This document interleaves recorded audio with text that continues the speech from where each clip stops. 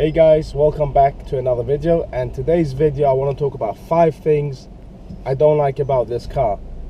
And strangely, I didn't, when I bought this car, I didn't think there will be things I dislike. I mean, of course I knew there's always, on every car, there's always a few little bits and bobs that, that could be improved or disliked, that you don't like so much. But for some reason, I didn't expect those things, most of those things, I didn't expect it to happen to be on this car. So a bit disappointing, but you know what? I just hope my wife doesn't watch this video, because I know she loves her car. I mean, I bought this car more or less for her than me, and she loves it. So that's the most important thing. But anyway, let's crack on with 5 things I don't like about this car.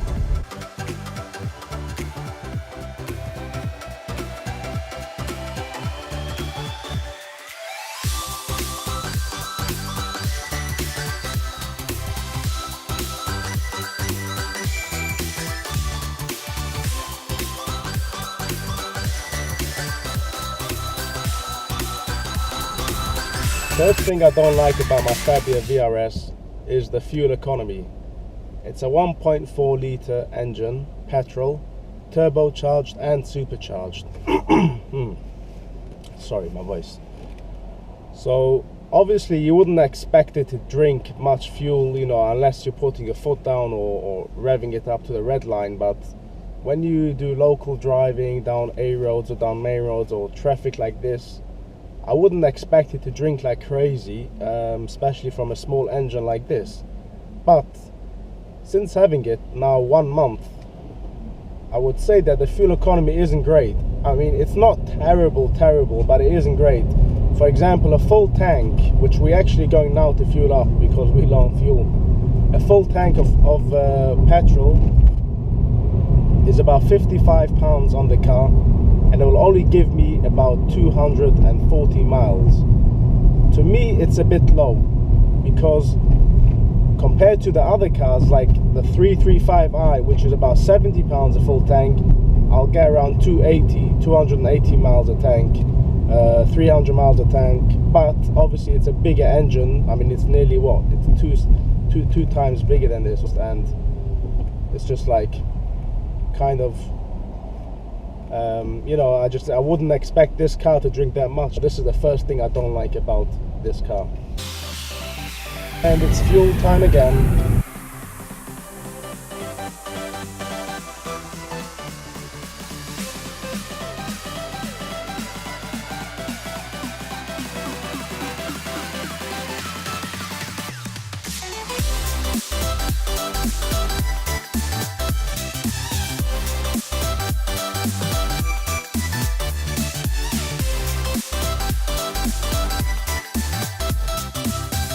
So I just filled up a full tank, and the tank was empty. The light was on. It wasn't, completely empty. I'm sure there was a couple of liters in there, but let's just give you a quick rundown how many liters. It wasn't completely empty. I just put in 39 liters. So on the dashboard over here, you can see the thing is completely full, and there's just a range of 245 miles. So there you have it, guys. And that's what it says. What it says is normally is not what you get. Trying to get out of the petrol station, and some idiot had to park like a douche. This van here, look how much space he left between the pump and his vehicle, and that's why I can't fit through.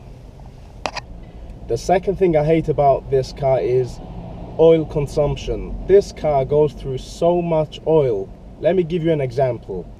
So when I bought this car from the dealer, I bought this from a main dealer, so the car had just had a service before I bought it. They done a full service, so basically the oil has been changed, topped up to the top.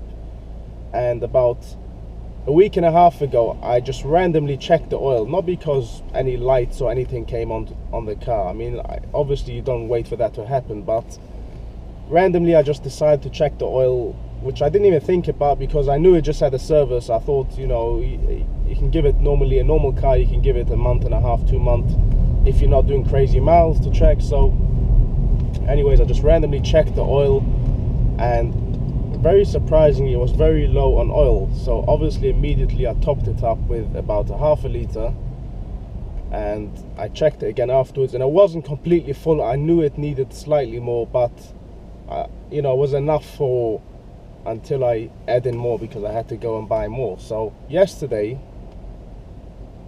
the fuel light flashed on a second, not the warning one but the information one on the screen. So I mean, it's well, put it this way, I've never had any car that drinks so much oil, and I don't put my foot down day and night with this car, so it's funny. But obviously I thought there might be a fault, there might be a problem, because normally you wouldn't expect a 1.4 liter engine to drink that much oil. And I went online, checked on the forums, and as they say, most owners have the same thing, saying that their cars go through a lot of oil. And I guess it's just, that's the fuel light. I guess it's just one of those things with this car, maybe because it's turbocharged and supercharged that makes it drink more oil, I don't know.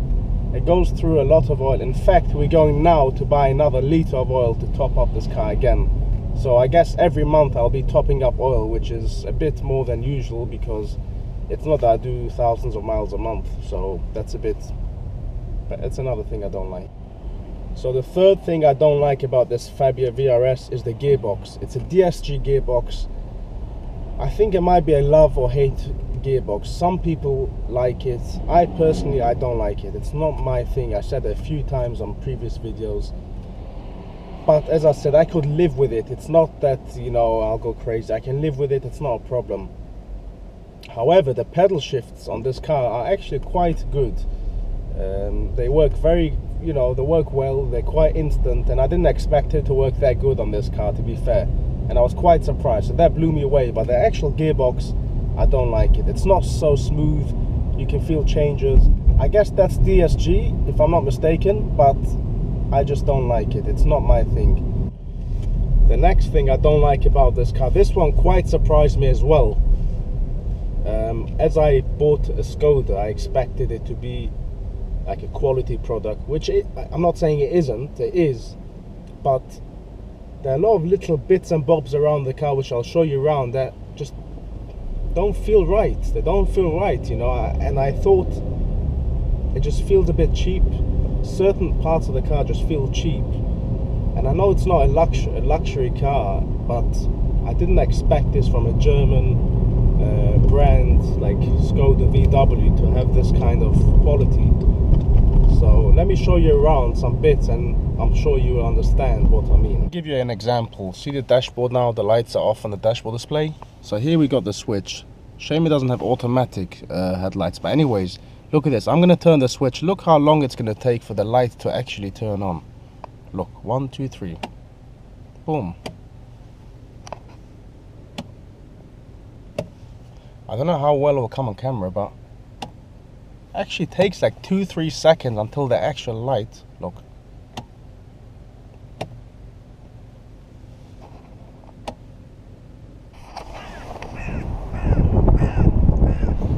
Look at the paintwork, how it's been done here.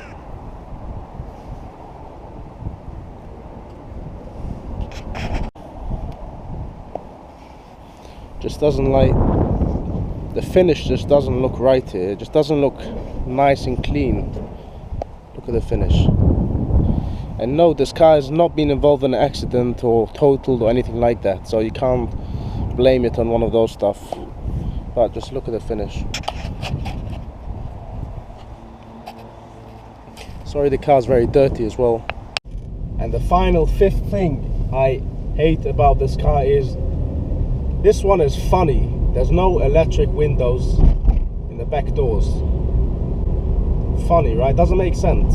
No electric windows. Manually you need to open the windows in the back. It's very funny because those things have been gone for years now.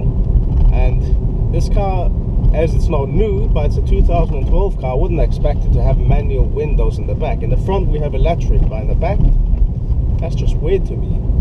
And it's a bit annoying as well. Every time you want to open and close, and if someone forgot to close the window, you need to do that. which is kind of annoying, and something I didn't even realize until I bought the car, but that is something stupid and just doesn't make sense to me. And I don't know why would they make a car without electric windows. You get the cheapest manufacturers nowadays, any manufacturer you buy from, no one does this anymore. And when I say anymore, not the last 2-3 years, we're talking about probably the last 10 years, no one has been doing them. So this one is a very funny and strange one to me, but this is another thing I don't like about this car. But overall, those 5 things I don't like. This car is still nice to drive, it still has power, it feels good on the road, it handles quite well, I must say. Not bad. So yes, I'm happy with this choice, but these few things really surprised me. Strangely, I didn't expect none of those 5 things that I just mentioned that I wouldn't like about the car. Maybe the DSG gearbox kind of a bit, because I knew the DSG is not my thing, but other than that, all the other things like the fuel consumption, oil, electric windows and all that stuff, I didn't really expect it, but I guess it's one of those things. But yeah, I still love this car and drives well, and most important part is my other half is happy with it. It doesn't matter. So anyways guys, I hope you enjoyed this video. Please give it a thumbs up as always, and subscribe to my channel if you haven't done so yet. Take care until the next video. Bye.